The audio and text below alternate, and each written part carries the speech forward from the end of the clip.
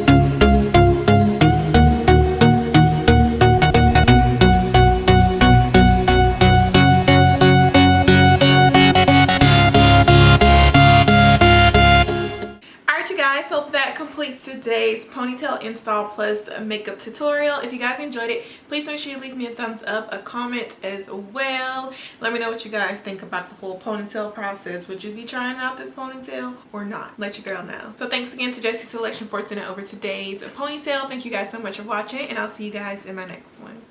Bye y'all.